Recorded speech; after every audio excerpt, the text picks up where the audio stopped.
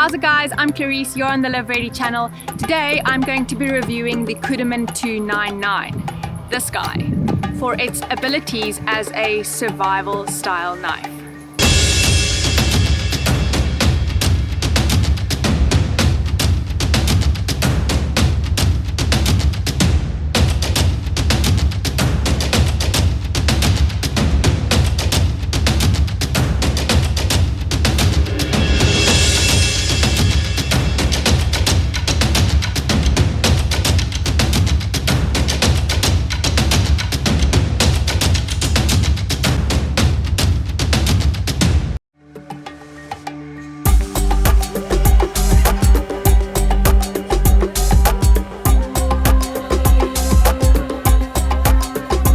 The story behind this knife is that my boyfriend wanted a really cool all-purpose Rambo style knife that could do absolutely anything in the bush and that he wouldn't have to carry a saw or a hatchet extra.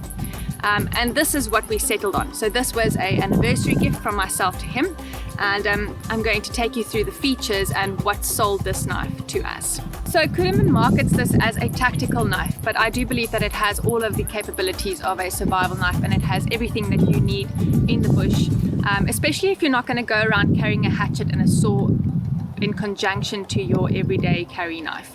And it comes with this wonderful leather sheath that they've done this red stitching on. They've made a lot of effort with the aesthetics of this knife, and it matches the red inlay on the blade and on the knife itself. So this is a full leather sheath. You can actually carry it horizontally on your belt, which is nice because it's quite a big knife. If you don't want it dangling down the side of your leg, then you can actually attach it to either molly attachments on your bag or to your belt in a horizontal fashion. Something I think is really cool that they've added to the sheath is this little pocket in the front, and in it they have placed a sharpening stone that is a 1200 grit stone. They've also managed to color code it to the rest of the knife, which I think is quite a achievement. And then on the back of the sharpening stone they've added what is a signal mirror, a sundial, as well as a 10 centimeter ruler. The other thing that I really like about this sheath is that it's ambidextrous. So I'm right-handed, boyfriend is left-handed, so he would put the knife in the opposite direction and I would prefer it this way around. Looking at the blade, the stock metal runs right through, so you've got a full tang knife with a 4.5 millimeter blade that is plenty enough. You've got 18 centimeters of blade, and I believe it's 19 centimeters cutting edge, so that's quite long, and a 13.5 centimeter handle. Now I know there's a lot of controversy around batoning knives, but if you're going to buy something like this, I'm telling you now, you're not going to end up carrying a hatchet with you as well. And maybe if you have a saw, that can save you a bit of the chopping and hacking effort. But if you want to carry a single knife or a single item that you can do all of those things with, then you are going to end up batoning this knife. Now remember, batoning is not just something that we do to split wood, we also baton to create stop cuts in things. Okay, let's play. So first of all, I've selected a piece of wood that I'd like to baton just to put it through its paces. I'm not chopping through any knots. This is a very big baton. And then we just go through.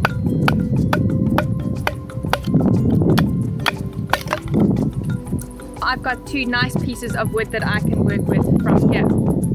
So there are some knots, and it actually managed to get through the knots quite easily. And these are the ones that you can't actually see when you look at the wood from outside.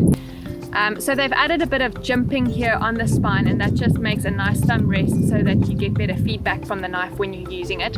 And there's a nice finger guard, a very pronounced finger guard over here. Then what they've done is they've added some extra things here, a lanyard hoop, a wire bender that you can use metal fatigue to bend wire. There is a bullet opener. The blade itself is a hollow grind. This is a tactical knife, but this one they've added something really cool. They've sharpened the top and the tip of the blade, so this is actually pretty sharp at the top here, so that it's easy for you to wedge the tip in somewhere should you want to wedge it into a log of wood, or even to cut through joints if you are skinning or hunting or something like that. So that's very useful to have. This blade comes sharp out of the box.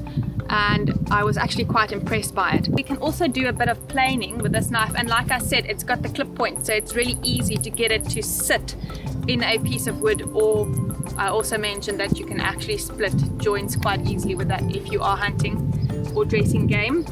So it's got the glass breaker on the back, and that makes it really easy for me to baton it in here. Once it's in there nice and stable, I can go ahead and do a bit of planing,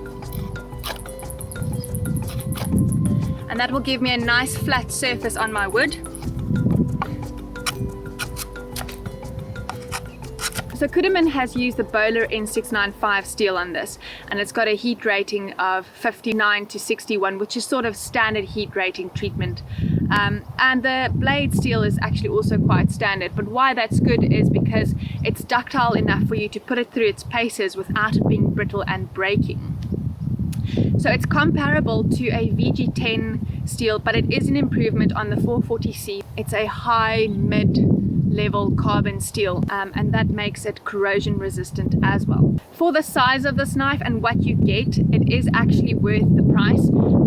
Let me show you the comparison between this knife in size and the Muela Bison that I usually carry, as well as the Morakniv Companion. On the left I have my Muela Bison that I usually use.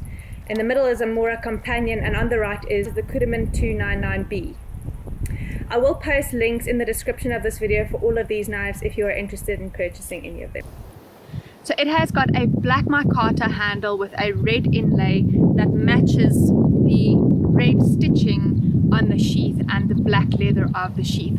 So all in all, very aesthetic knife to carry. The only thing that I would say is this knife is too big for me.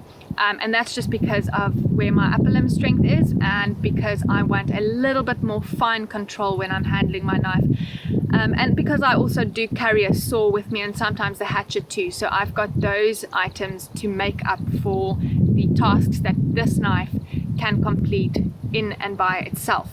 Now, while I'm not a big fan of chopping down branches or trees, and I prefer to use what's already available to me in my environment, I can actually process wood for the fire or shorten branches to build shelters using this knife.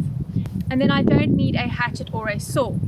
I do believe that you do work a bit harder hacking away at a branch than you do if you have a saw. So that's why it's good to have a saw with you anyway if you're going out into the wilderness. But if you happen to have only this, or you've lost your saw, or you broke the blade of your saw, you can actually use the Cudeman 299B to chop your wood.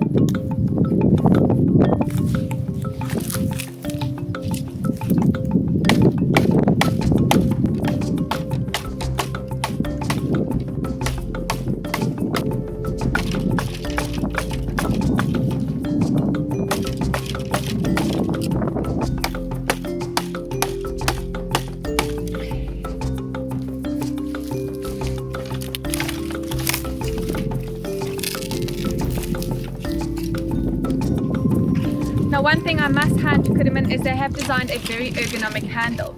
Despite all the chopping and despite the fact that my hands are quite soft, there is no pain and no discomfort while hacking away at this branch.